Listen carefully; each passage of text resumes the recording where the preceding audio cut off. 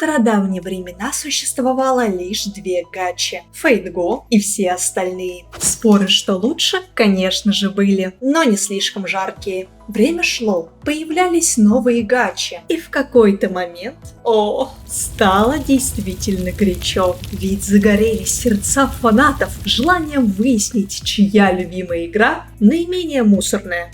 В этой паралимпиаде множество номинаций. Музыка, сюжет, геймплей, размер файлов, количество шизовых фанатов. Но главное, конечно же, дизайн персонажей. Как-никак, именно персонажи в гачах – основная мотивация играть. И еще психологические проблемы и зависимость от быстрого дофамина, но во многом именно персонажа. Ради некоторых даже не жаль отдать свои кровные за то, чтобы кто-нибудь другой зачистил за тебя карту. Бум! Куда вообще этот мир катится?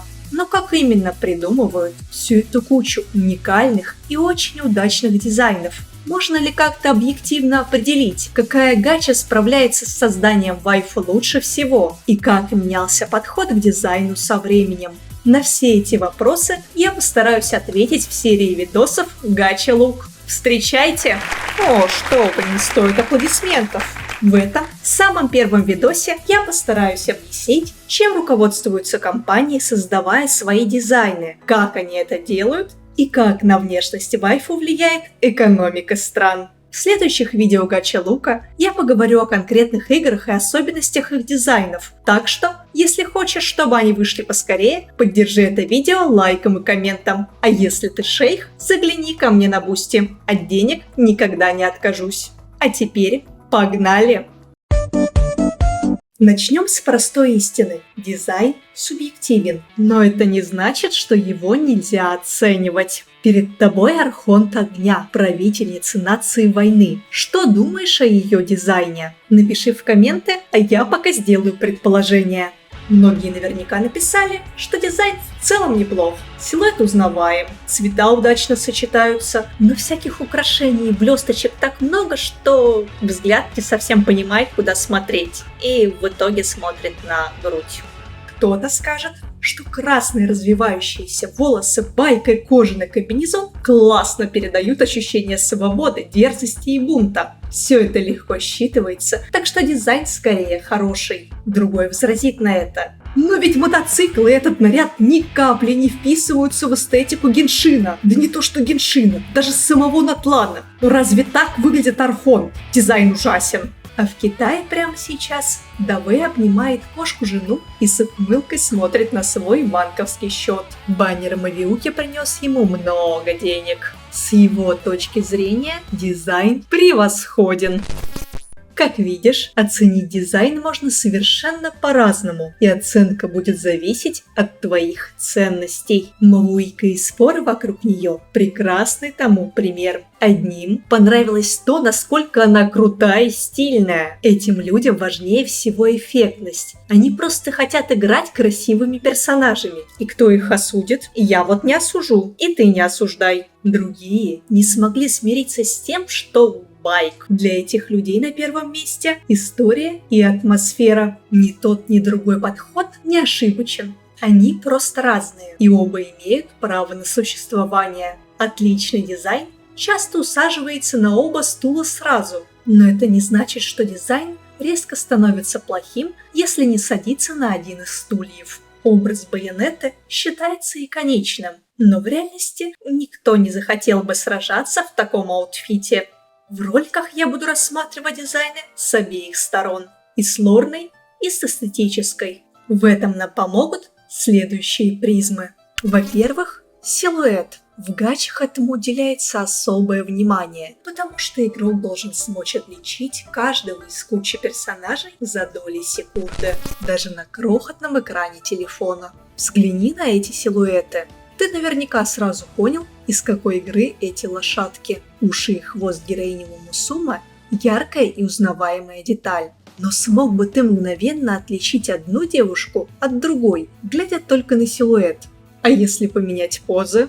Мнение заядлых канифилов не учитывается. Они сотни раз видели все эти карточки и прекрасно знают, кто где изображен. А теперь посмотри на это. Если ты хоть раз видел эту коняшку в мемах, то наверняка мгновенно признал. Ты можешь не знать ни ее имени, ни истории, но силуэт настолько яркий и запоминающийся, что узнается в любой позе. Вот в чем кроется различие между сильным и слабым силуэтом.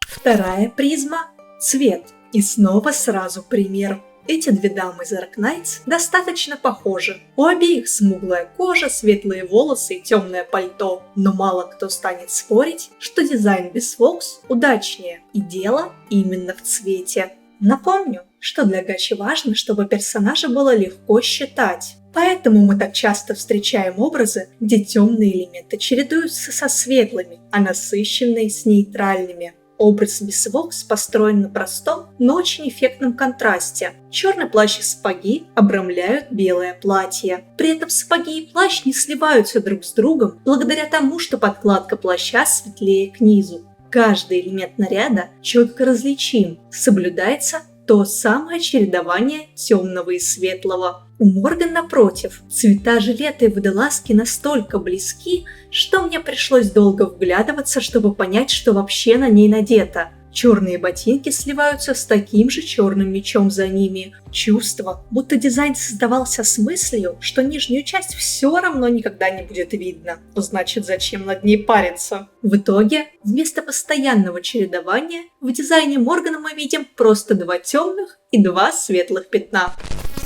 Еще одна функция цвета – подчеркнуть характер, принадлежность и игровые механики. У ранних персонажей Genshin Impact, например, часто есть доминирующий цвет, подкрепляющий их стихию. У электроперсонажей много фиолетового в образах, у Гео – желтого.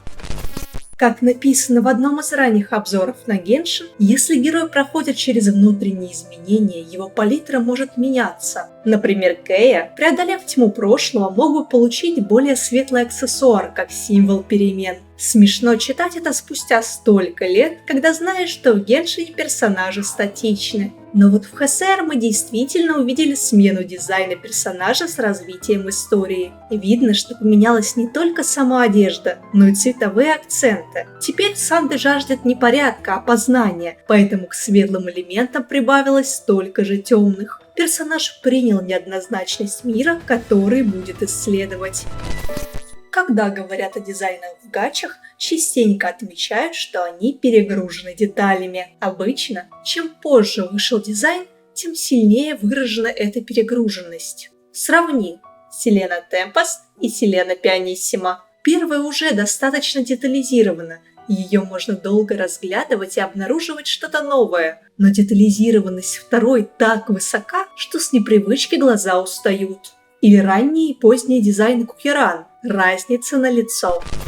У увеличения количества деталей есть несколько причин. Во-первых, художники сами любят пасхалки. Чуженец же признается, что получает удовольствие, скрывая в дизайне отсылки. У одной героини посох сделан из рулевого колеса. Отсылка к фильму Mad Max. У других оперативников-зооморфов во внешний облик органично вплетены черты их прототипов животных. Я всегда уделяю внимание таким деталям и очень радуюсь, когда игроки их замечают, говорит она. Во-вторых, сколько бы на обилие деталей не жаловались одни игроки, их очень любят другие. Продуманные мелочи награждают внимательных фанатов и стимулируют обсуждения в сообществе.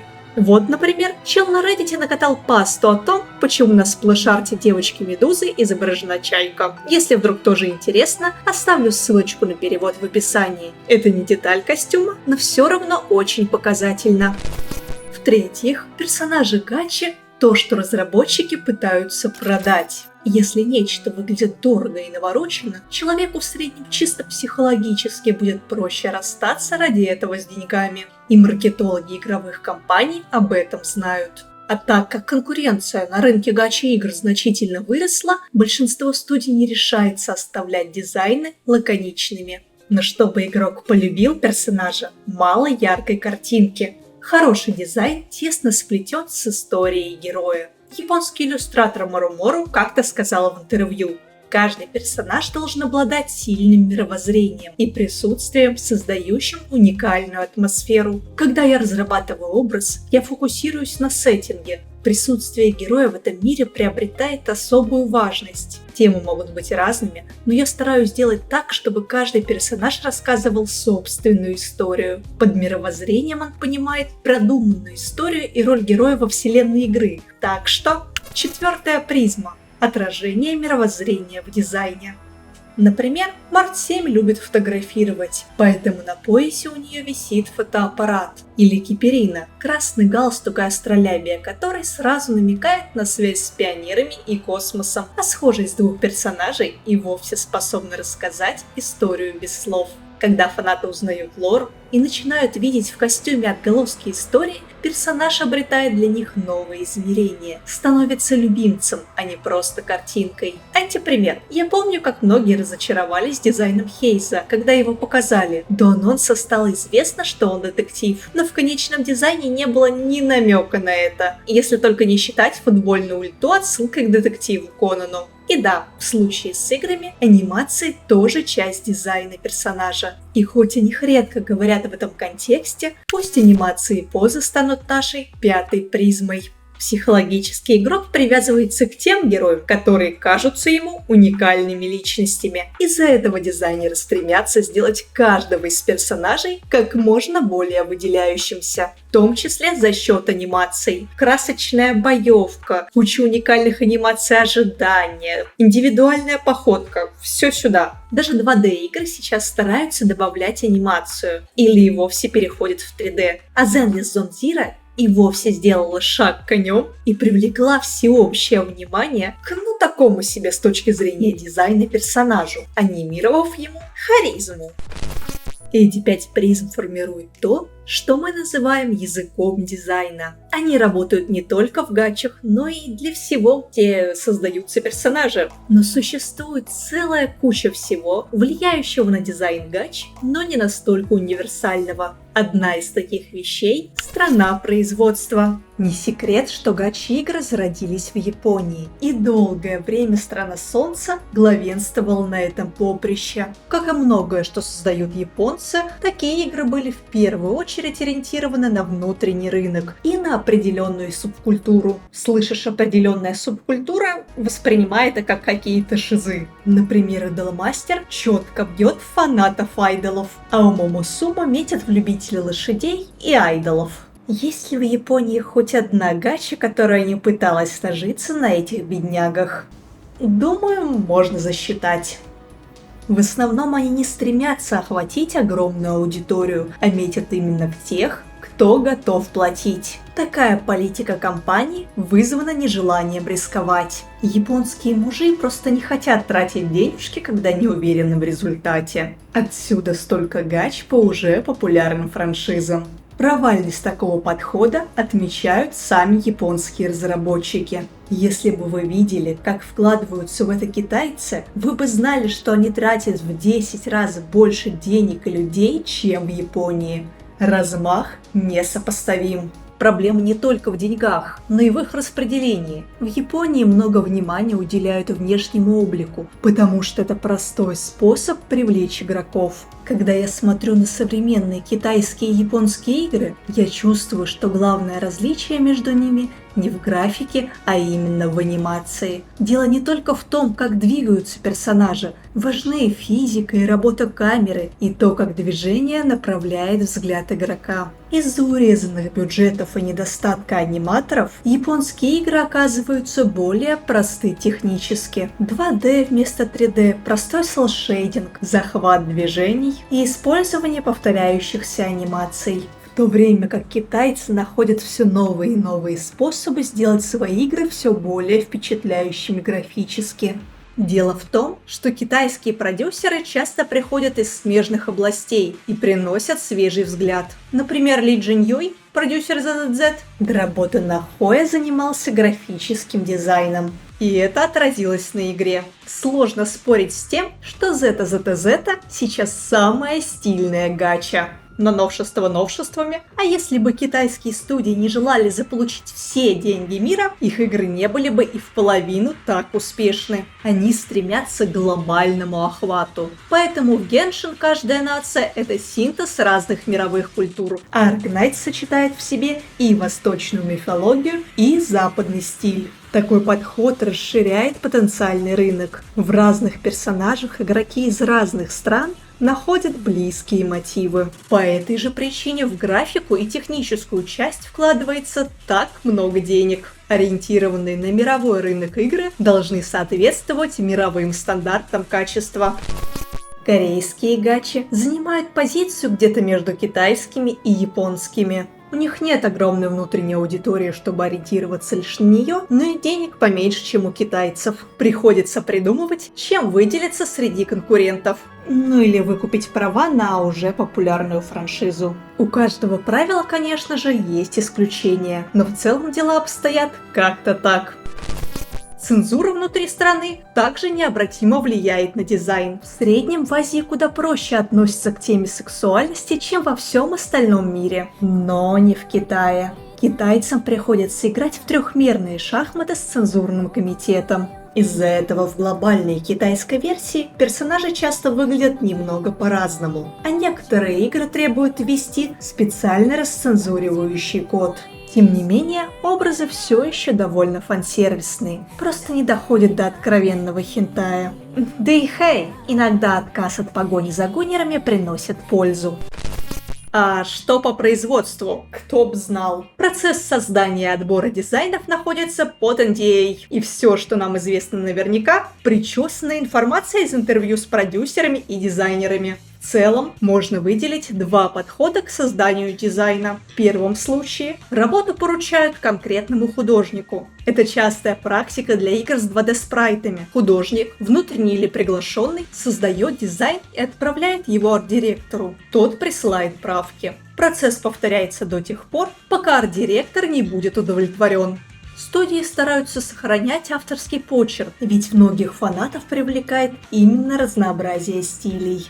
Fate Go и вовсе сделал это своей главной фишкой. Но многим, особенно 3D-играм, удобнее работать в одной стилистике. Но так как одному нанятому дизайнеру, да даже куче дизайнеров трудно придумать кучу разнообразных персонажей, в дело вступает коллективный дизайн. Не только художник, дизайнеры и арт-директоры могут предлагать идеи. Каждый от программиста до сценариста способен внести свой вклад. После обмена идеями начинается длительная фаза рисования и доработок. Во время нее все причастные регулярно собираются и уточняют детали. Постоянные совещания нужны, чтобы убедиться, замысел всех подразделений воплощается в игре. И вы не нарядили своего танка в бикини. Промежуточный подход – это когда студии все-таки связываются с внешним художником для создания дизайна, но отказываются от сохранения его индивидуального стиля, и все внутриигровые спрайты рисуют штатные художники.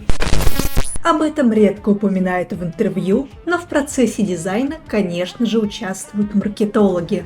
С точки зрения маркетинга, персонаж должен быть желанным сразу и попадать во вкусы целевой аудитории игры. Например, когда ты позиционируешь свою игру как направленную на гетеро-мужчин, добавлять туда кучу парней с непропускаемыми сценами с ними – спорное решение.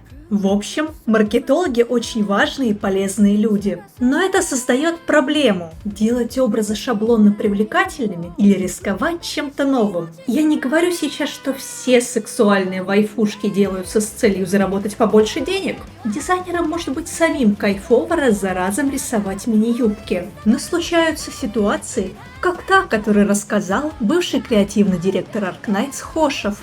Ему захотелось ввести в игру неординарного оператора, здоровяка по прозвищу Большой Боб. Но руководство идею отклонило, то ли потому что имя дурацкое, то ли потому что посчитало, что такой герой не принесет денег. Большой Боб остался NPC, но желание Хошева пропихнуть в игру оператора в броне привело к созданию Мадрак, миловидной девушки в массивном костюме. Где же мы потом это еще увидим? В общем, эксперименты в принципе допускаются, но в ограниченных рамках. Персонажи придумывают в первую очередь все-таки, чтобы их продать. Но это не значит, что за их созданием не стояло никого, кто вложил бы в этот дизайн свою креативность.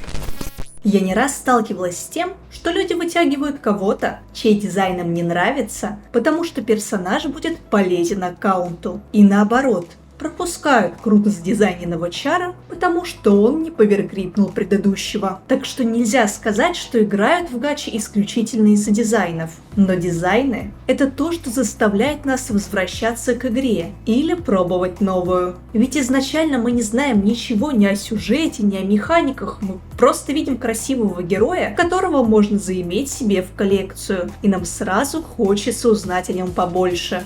Фан-сервис, и я сейчас не только о сексуализировании героев, затягивает нас в игру, вынуждает попробовать. Но мелкие лорные детали в образах, их органичность – это то, что заставляет влюбиться в героев и продолжить играть.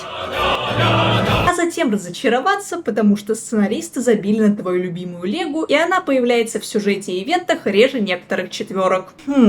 А что если нас предупреждали заранее? Огромное спасибо за просмотр и еще большее спасибо тем, кто поддерживает меня на Бусти. Честно, я держусь только благодаря вам. В любом случае, улыбнись своему монитору, может котик перестанет плакать.